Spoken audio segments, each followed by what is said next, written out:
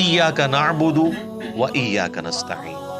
تعریف کرنے کے بعد اے اللہ ان ساری چیزوں کے ہوتے ہوئے حق تو یہ ہے کہ عبادت بھی تیری ہوگی، دعا بھی تجھ سے کی جائے گی. اے اللہ ہم صرف تیری ہی عبادت کرتے ہیں اور کرتے رہیں گے، تجھی سے مدد مانگتے ہیں اور تجھی سے مانگتے رہیں گے. کیونکہ یہ مضارع کا صیغہ ہے جو کنٹینیوشن ہے. پریزنٹ ٹینس اور فیوچر ٹینس عربی میں ایک ہی ہوتا ہے.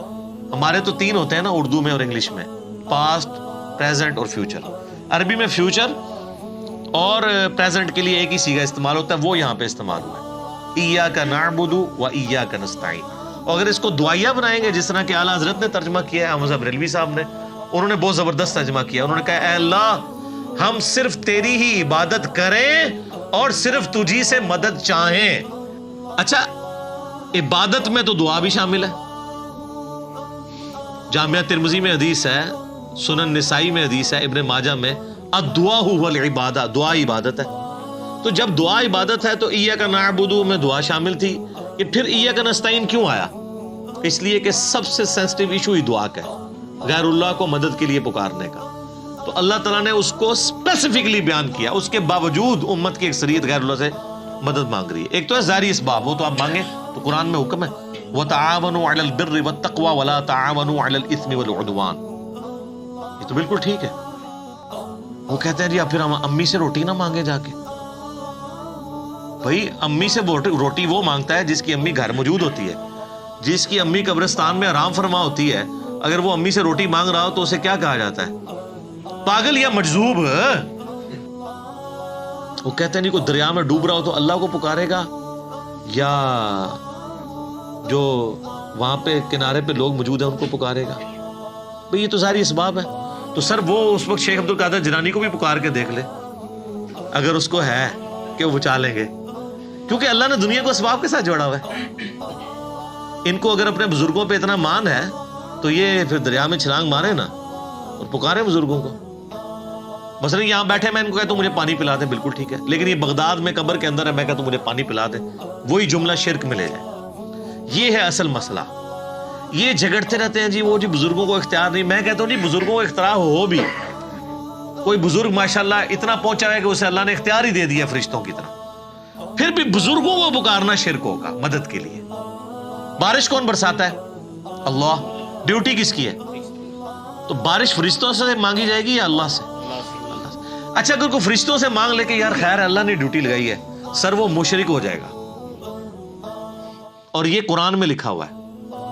آپ پارہ نمبر 20 کھول لیں، اگر کسی کو توفیق ہو. اَمَّن يُجِيبُ الْمُضْطَرَّ إِذَا دَعَاهُ وَيَكْشِفُ السُّوءَ وَيَجْعَلُكُمْ خُلَفَاءَ الْأَرْضِ أَإِلَٰهٌ مَّعَ اللَّهِ.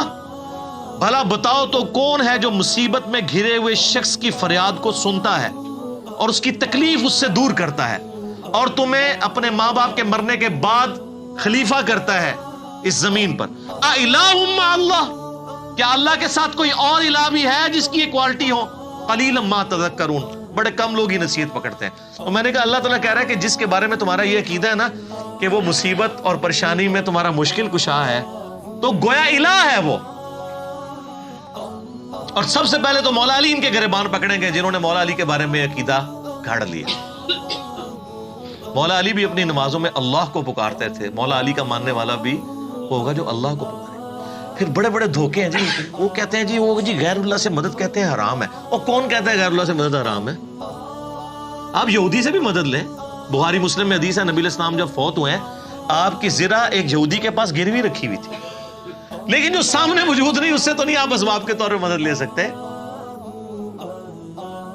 وہ جی قرآن میں غیر اللہ سے مدد کہا ہے، کدھر ہے جی؟ وہ کہتے ہیں وَاسْتَعِینُوا بِالصَّبْرِ وَالصَّلَاةِ. نماز اور صبر سے اللہ کی مدد چاہو. تو وہ مدد تو اللہ کی چاہ رہے ہیں، یا یہ کہہ رہے ہیں کہ المدد یا نماز میری مشکل کشا، المدد یا صبر مشکل کشا. آگے نہیں پڑھتے ان اللہ مع الصابرین، صبر کرنے والوں کے ساتھ اللہ ہوگا. وہ کہتے ہیں حضرت عیسیٰ علیہ السلام نے کہا تھا من انصاری اللہ، کون ہے جو اللہ کے لیے میرا مشکل کشا بنے؟ وہ تو ظاہری اسباب میں. اور پھر وہ کہتے ہیں دیکھیں جی وہ اگر وہ جو آپ پتہ ہے پچھلے کچھ کئی سال پہلے خانہ کعبہ شریف میں کرین گری تو کہتے ہیں وہ بزرگوں کے ماننے والے کو موقع مل گیا، ان کا یہ کہتے تھے خود کش حملے ہوتے ہیں مزاروں پہ نہیں روکتے، تو اللہ نے کون سی کرین روک لی؟ اور اللہ کا تو دعویٰ ہی کہیں نہیں ہے کہ میں روکوں گا۔ وہ ابرا کے لشکر کو ایک دفعہ ہی تباہ کیا ہے، یزید نے جب کعبے پہ چڑھائی کی ہے تو اللہ نے برباد نہیں کیا اس لشکر کو۔ دنیا بقدر ایفٹ ہے۔ صحیح بخاری میں حدیث ہے، قرب قیامت میں ایک پتلی ٹانگوں والا حبشی کعبے کی اینٹ سے اینٹ بجا دے گا۔ اللہ نے حفاظت وہ ابراہیم علیہ السلام کے لیے ایک دفعہ ہی آگ ٹھنڈی ہوئی ہے، کئی صحابہ جو ہے وہ آگ میں جلائے گئے ہیں، رومن امپائر کی جنگوں میں تیل کے کڑاؤں میں ان کو ڈالا گیا ہے۔ لیکن آپ کا دعویٰ ہے کہ آپ کے بزرگ سب کچھ کر سکتے ہیں، ہم کہتے ہیں پاکستان کی بجلی پوری کر دیں۔ اچھا یہ بزرگ جب بیمار ہوتے ہیں، یہ تو آغا خان میں اور شفا انٹرنیشنل میں جاتے ہیں، آپ بیمار ہوتے ہیں آپ کو اٹھا کے مزار پہ لے جاتے ہیں۔ آمدہ کوئی بزرگ بیمار ہو چیخیں بھی مارتا رہے، اس کو کہ نہیں سر دسو جانا کہڑے مزار تے ہے، اسپتال نہیں تو کھڑنا۔ سب جھوٹ فراڈ، اور صحیح ہو رہا ہے آپ کے ساتھ، کیونکہ آپ نے دین بھی ان لوگوں کے حوالے کیا ہوا، تو دیکھیں پھر آپ کے ساتھ کیا کر رہے ہیں۔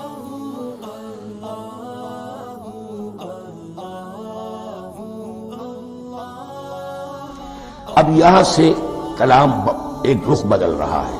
ابھی تک تو یہ غائبانہ انداز میں کلام ہو رہا ہے، اللہ سے خطاب نہیں آیا اس میں ابھی۔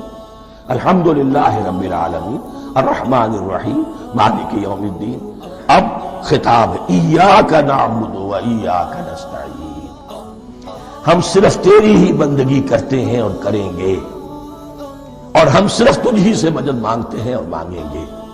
یہ ترجمہ میں کیوں کر رہا ہوں کہ یہ فعل مضارع ہے، عربی زبان میں فعل مضارع حال اور مستقبل دونوں کو کور کرتا ہے۔ ایاک کا جو ہے مفعول فاعلی جو ہے، مفعول جو ہے اس میں ضمیر مفعولی اسے پہلے لا کر حشر کا مضمون پیدا ہو گیا۔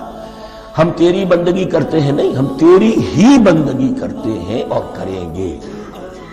حال میں ترجمہ کیجئے تو یہ اظہار حال ہے، اور مستقبل میں ترجمہ کیجئے تو یہ ایک عہد ہے، قول و قرار ہے، بہت بڑا معاہدہ ہے۔ وَإِيَّاكَ نَسْتَعِينُ، اور صرف تجھ ہی سے مدد مانگتے ہیں اور مانگیں گے۔ اس میں بھی حال کا ترجمہ اظہار حال، اللہ کرے کہ واقعی ہمارا حال وہی ہو، جب ہم یہ الفاظ کہتے ہیں تو واقعتاً ہم اس پر پورے اتر رہے ہوں کہ اسی کی بندگی کر رہے ہوں اور اسی سے ساری استعانت اور استمداد کر رہے ہیں۔ جہاں تک مستقبل کا تعلق ہے وہ پھر ایک عہد ہے۔